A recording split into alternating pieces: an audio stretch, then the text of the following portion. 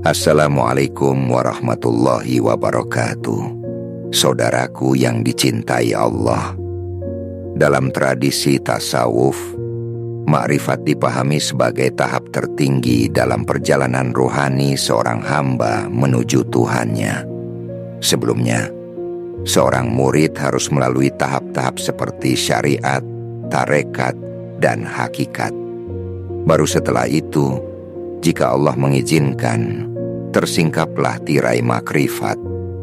Tanda-tanda awal ketika tirai makrifat mulai tersingkap bukan dari mimpi-mimpi agung atau keajaiban besar, melainkan dari rasa halus di dalam hati, seperti kegelisahan terhadap dunia, kerinduan yang tak tertahankan kepada Allah, dan kesadaran yang mendalam bahwa segala sesuatu hanyalah bayang-bayang dari kehadirannya. Ketika seseorang berada di titik ini, ia mulai mengalami apa yang para sufi sebut dengan hudur, kehadiran hati di hadapan Allah. Hati tak lagi lalai dalam ibadah. Ia tidak hanya sekadar sujud, tapi tenggelam dalam cinta dan kesadaran. Bahkan dalam diamnya, hatinya berbicara kepada Tuhannya. Ia menangis bukan karena dunia, tapi karena menyadari jauhnya diri dari yang maha dekat. Ia bahagia bukan karena memiliki sesuatu, melainkan karena merasa diperhatikan olehnya, walau dirinya hanyalah debu yang fana. Namun, penting untuk dipahami bahwa makrifat bukan berarti mengenal zat Allah secara mutlak. Itu mustahil bagi makhluk. Makrifat adalah mengenal Allah melalui nama dan sifatnya, melalui rasa, kelembutan, dan tanda-tanda kebesarannya di alam semesta dan dalam diri. Disinilah tasawuf menawarkan pendekatan yang unik, bukan melalui argumen logis, melainkan dengan penyucian hati. Hati yang bersih dari nafsu dan syahwat menjadi cermin tempat cahaya Tuhan memantul. Dan saat itu terjadi, seorang hamba tidak hanya tahu bahwa Allah itu ada, tapi ia akan merasakan bahwa Allah itu hadir. Ketika hati kita mulai mengenal Allah, maka akan hilang rasa takut yang berlebihan kepada makhluk, dan akan diganti dengan rasa takut kepada Allah yang dibalut dengan cinta. Ini bukan ketakutan karena siksaan, melainkan takut karena malu jika jauh darinya.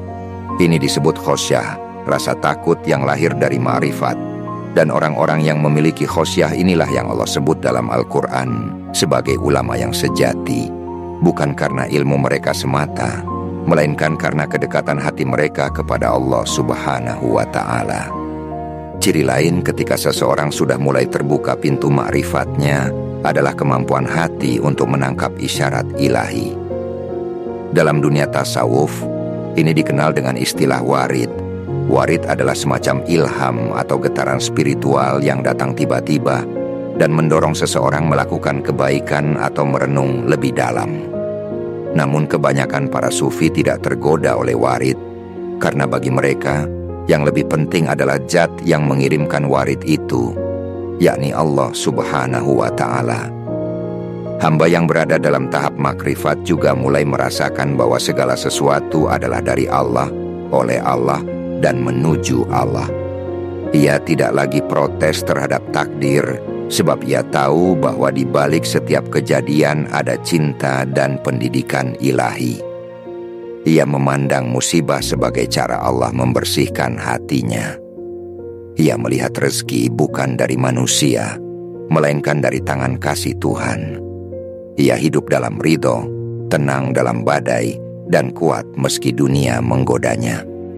Ketika seseorang melangkah lebih tinggi ke wilayah makrifat, ia memasuki sebuah dimensi yang disebut oleh para sufi sebagai fana, yaitu lenyapnya ego diri dalam keagungan Allah. Fana bukan berarti hilang secara fisik atau kesadaran, melainkan hilangnya rasa aku dalam pengakuan bahwa tiada daya dan upaya selain dari Allah. Seorang hamba dalam keadaan fana tidak lagi melihat dirinya sebagai pusat segala sesuatu. Ia tidak lagi merasa memiliki amal, keberhasilan, bahkan doa, karena semua kembali kepada Allah. Ia sadar bahwa ia hanyalah perantara, pelaku sejati adalah Tuhan. Fana adalah bentuk puncak dari keikhlasan.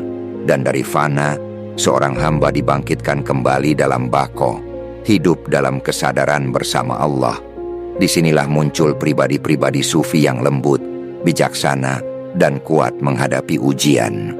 Ia hidup tak terikat dunia. Ia mencintai tapi tak menuntut balasan. Ia memberi tapi tak merasa berjasa. Karena semua telah dikembalikan kepada Sang Pemilik sejati. Perjalanan menuju makrifat ini bukanlah jalan yang bisa ditempuh sendiri. Disinilah pentingnya peran seorang guru atau mursyid. Dalam tradisi tasawuf, mursyid adalah laksana cermin bening tempat kita bercermin diri. Ia bukan sekadar pengajar, melainkan ia adalah pembimbing spiritual yang telah menempuh jalan tersebut terlebih dahulu. Ia mengerti bagaimana menuntun murid menyeberangi jurang nafsu, ego, dan kebingungan rohani. Seorang mursyid yang hakiki tidak akan meminta muridnya untuk mengagungkan dirinya, melainkan mereka selalu menunjukkan jalan kepada Allah dengan keikhlasan. Ia menanamkan tawakal, membimbing dengan zikir, membersihkan hati, dan menuntun dengan kasih sayang. Tanpa bimbingan, seseorang bisa terjebak dalam ilusi rohani. Bisa jadi ia mengira telah makrifat, padahal masih bermain dalam ranah rasa diri dan perasaan halus yang menipu. Oleh karena itu, para sufi menekankan adab, yaitu tata krama rohani, sebagai kunci utama. Tanpa adab, ilmu berubah menjadi kesombongan. Dengan adab, bahkan kebodohan bisa berubah menjadi cahaya. Hati yang mulai makrifat juga memiliki sensitivitas rohani yang tajam. Ia menangkap kehadiran Allah dalam setiap hembusan angin, dalam tiap rintik hujan, bahkan dalam kesunyian malam. Ia tidak lagi hanya merasakan Allah di atas sajadah, tapi di setiap detak waktu. Setiap kesedihan menjadi pelukan rahmat. Setiap kenikmatan menjadi syukur yang menundukkan. Hatinya lembut, jiwanya tunduk, dan pikirannya tenang. Saudaraku, hati yang telah disentuh makrifat juga memiliki daya pancar cahaya bagi sekitarnya. Ia menyejukkan seperti mata air. Ia menjadi penghubung, bukan pemecah. Ia menjadi penenang, bukan pembuat resah. Karena hatinya telah dipenuhi cahaya ma'rifah, maka tutur katanya pun memantulkan hikmah. Tidak semua orang yang pandai bicara memiliki ma'rifat, tapi setiap orang yang benar-benar ma'rifat, ucapannya selalu menyejukkan, walau kadang hanya dalam diam. Inilah tujuan tasawuf, bukan menjadikan kita istimewa di mata manusia, melainkan menjadikan kita lembut dan rendah hati di hadapan Allah. Ma'rifat tidak menjadikan seseorang ingin dilihat, tapi membuatnya ingin tersembunyi. Ia seperti akar yang kuat, menancap dalam tanah keikhlasan, menopang pohon amal yang berbuah kasih sayang. Saudaraku yang disayangi Allah, teruskan perjalanan ini. Jangan berhenti hanya di syariat ibadah. Selami maknanya, rasakan hadiratnya. Mintalah kepada Allah agar hati kita dihidupkan. Karena hidupnya hati bukan karena banyaknya ilmu, tapi karena sentuhan kasih Allah. Dan jika Dia telah menyentuh hatimu, engkau akan tahu, karena engkau takkan bisa kembali lagi menjadi seperti dulu. Mari kita lihat kisah-kisah para kekasih Allah, para sufi agung yang telah melewati lorong panjang menuju makrifat dan meninggalkan jejak cahaya untuk kita ikuti. Kita mulai dengan Imam Al-Ghazali, sang Hujjatul Islam. Dalam karyanya yang monumental, Ihya Ulumuddin, beliau tidak hanya menulis ilmu, tapi beliau juga menuliskan pengalaman rohaninya setelah mengembara meninggalkan gemerlapnya dunia. Al-Ghazali pernah berada di puncak kejayaan intelektual, tapi hatinya gelisah. Ia merasa semua debat filsafat dan logika tidak mengantarkannya pada ketenangan. Hingga akhirnya, beliau mengasingkan diri dan menyelami tasawuf. Di sanalah beliau menyadari bahwa hakikat makrifat bukan diketahui, tapi dialami. Ia menulis, "Aku yakin bahwa kebersihan hati, penyucian jiwa, dan kedekatan kepada Allah tidak bisa didapat dengan akal semata. tapi dengan cahaya yang Allah pancarkan ke dalam hati hambanya yang Dia kehendaki. Lihatlah saudaraku, seorang intelektual besar pun pada akhirnya bersujud dalam diam di bawah bimbingan spiritual. Ini menunjukkan bahwa makrifat tidak memilih latar belakang, tapi memilih hati yang mau dibersihkan. Kemudian kita mengenal Robi'ah al-Adawiyah, sufi perempuan dari Basroh yang seluruh hidupnya mencerminkan cinta ilahiyah. Ia dikenal dengan doa-doanya yang luar biasa dalam. Salah satu doanya yang masyhur adalah, "Ya Allah, jika aku menyembahmu karena takut pada neraka, bakarlah aku di dalamnya.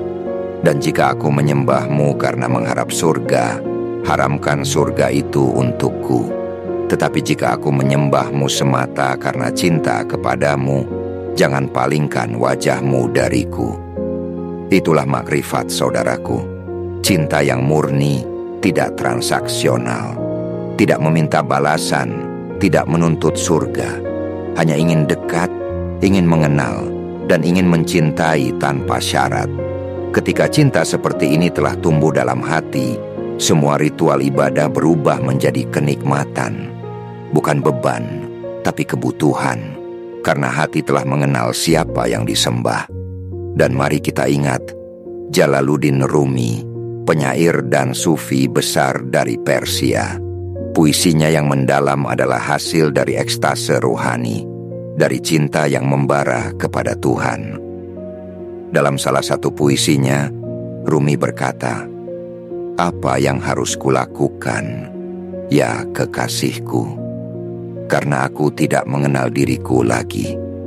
Aku bukan Kristen, bukan Yahudi, bukan Majusi, bukan Muslim.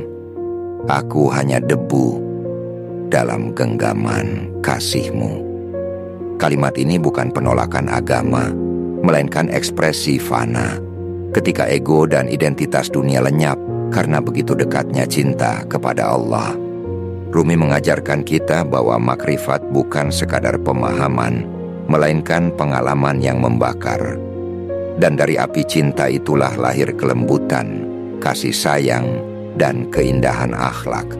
Saudaraku, kisah para sufi ini bukan untuk dikagumi, melainkan untuk diteladani. Bukan berarti kita harus menjadi mereka, tapi cukuplah kita menapaki jejak mereka, menundukkan ego, memperbanyak zikir, memperbaiki adab, dan terus mengetuk pintu ilahi dengan hati yang bersih. Dan ingat, setiap hati memiliki waktunya. Jangan bandingkan perjalananmu dengan orang lain. Fokuslah pada pembersihan diri, dan Allah yang akan menanamkan makrifatnya dalam hati kita.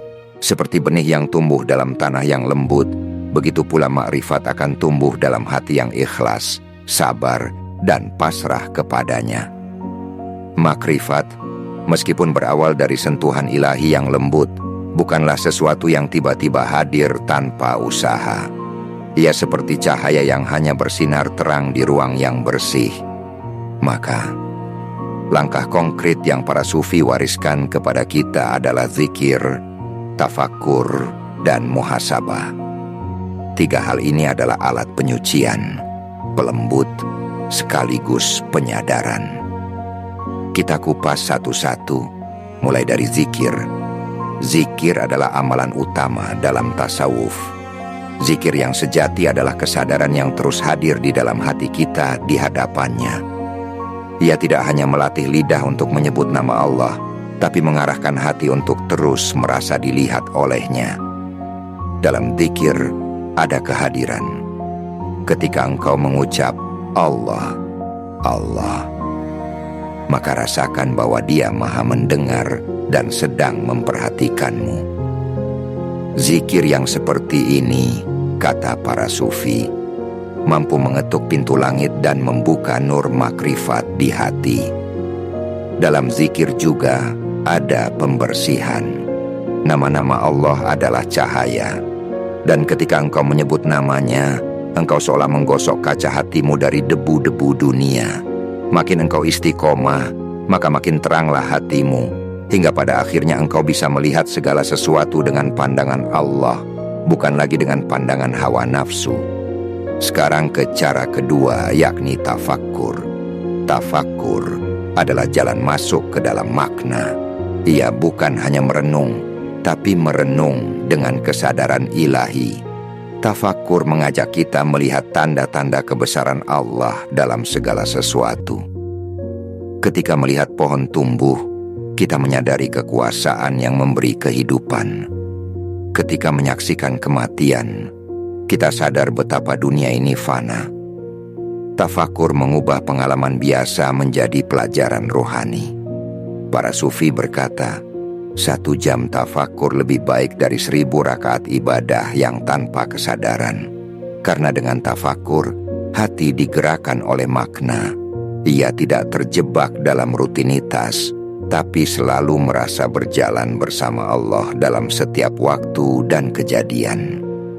Dan terakhir atau ketiga, yakni muhasabah. Muhasabah adalah cermin yang membuat kita jujur kepada diri sendiri. Ia adalah evaluasi batin yang dilakukan bukan untuk menghukum diri, tapi untuk mengenali mana yang harus diperbaiki. Setiap malam, para sufi duduk diam, memeriksa hati. Apa yang aku lakukan hari ini? Apakah aku jujur? Apakah aku zalim? Apakah aku ingat Allah atau lalai? Melalui muhasabah, kita dilatih menjadi hamba yang sadar. Dan hanya hati yang sadar yang bisa menerima anugerah makrifat. Karena makrifat tidak pernah turun kepada hati yang sombong, yang merasa cukup, atau yang sibuk menilai orang lain. Saudaraku, makrifat itu bukan hasil, tapi ia adalah anugerah. Anugerah itu akan datang kepada hati yang siap. Zikir menyiapkan hati. Tafakkur membuka pemahaman. Muhasabah menjaga kebeningan. Ketiganya adalah jalan sunyi menuju kehadirannya.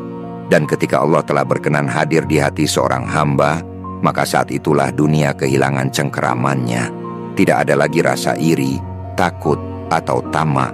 Yang ada hanya tenang, ridha, dan harapan akan bertemu dengannya dalam keadaan dicintai. Ingatlah, tujuan akhir dari semua ini bukan untuk menjadi lebih tinggi dari orang lain, tapi untuk lebih dekat kepada Allah. Dan kedekatan itu bukan ditentukan oleh seberapa banyak amal, tapi oleh seberapa ikhlas hati dalam mencintai dan menerima takdirnya.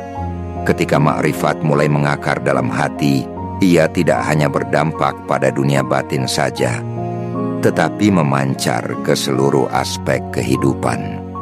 Inilah yang membedakan makrifat sejati dari sekadar pengalaman spiritual sesaat.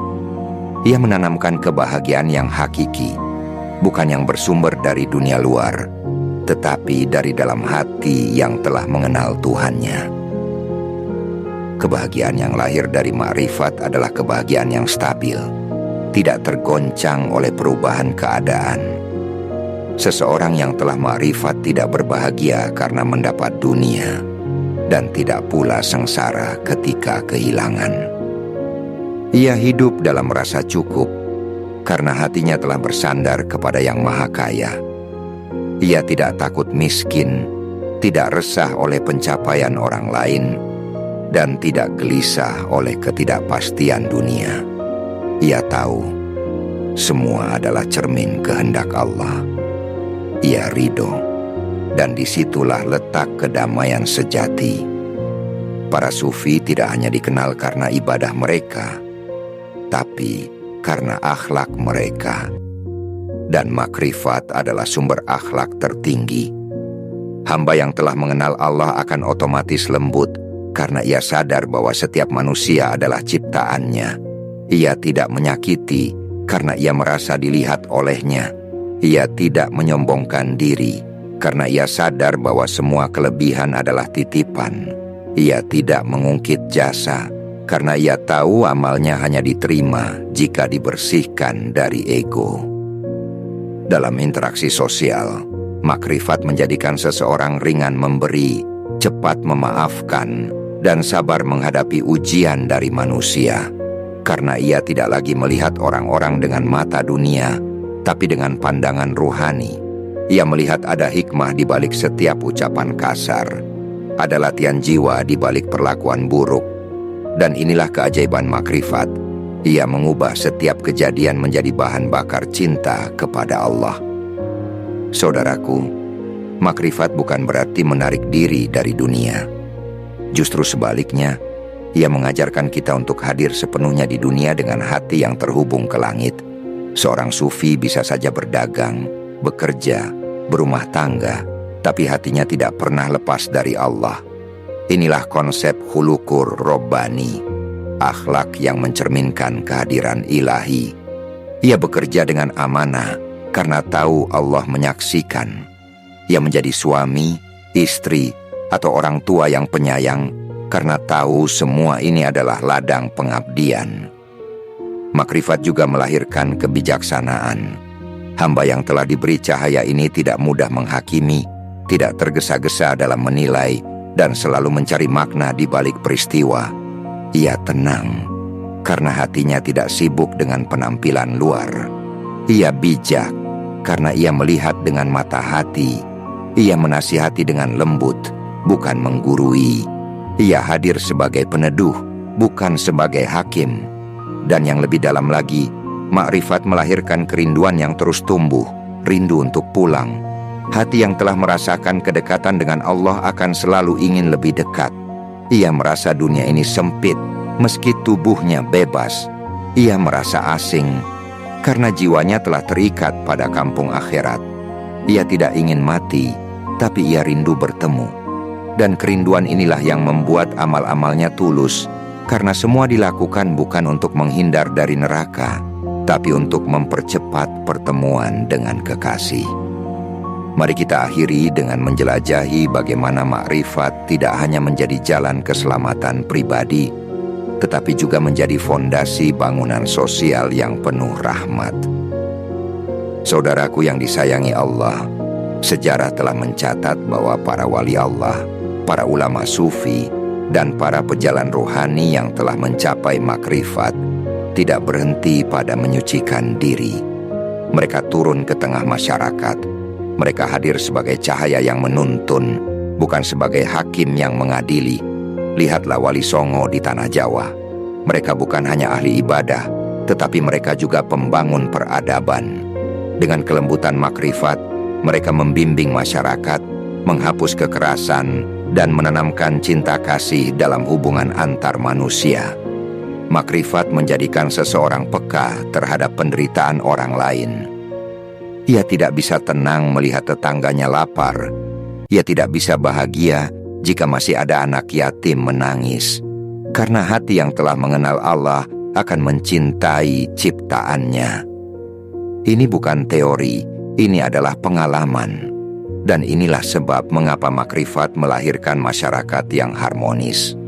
Bukan karena aturan, tapi karena kesadaran. Bukan karena takut dihukum, tapi karena cinta dan rasa bertanggung jawab sebagai hamba Allah. Jika umat ini kembali kepada jalan makrifat, mengenal Allah, menyucikan hati, dan hidup dalam kehadirannya, maka dunia ini akan kembali menjadi taman, rumah tangga penuh kasih, tempat kerja penuh kejujuran, masjid hidup dengan zikir, dan pasar menjadi tempat yang aman. Semua dimulai dari satu hati yang sadar, lalu menyebar menjadi ribuan cahaya. Dan insya Allah, melalui wasilah video ini, kita semua diberi ilham oleh Allah untuk menjadi bagian dari cahaya itu.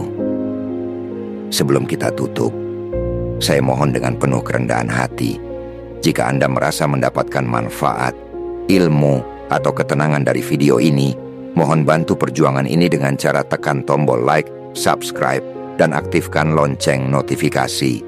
Dengan itu, Anda tidak hanya mendukung channel ini, tapi Anda juga ikut menyebarkan cahaya makrifat kepada ribuan hati yang mungkin sedang mencari jalan pulang kepada Allah.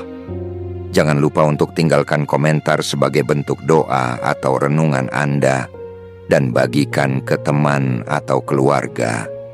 Karena bisa jadi, satu klik Anda menjadi jalan hidayah bagi orang lain. Semoga Allah menanamkan cahaya makrifat di hati kita semua, menjaga kita dalam jalan para kekasihnya, dan menuntun langkah kita hingga kelak kita kembali kepadanya dalam keadaan dicintai. Wassalamualaikum warahmatullahi wabarakatuh.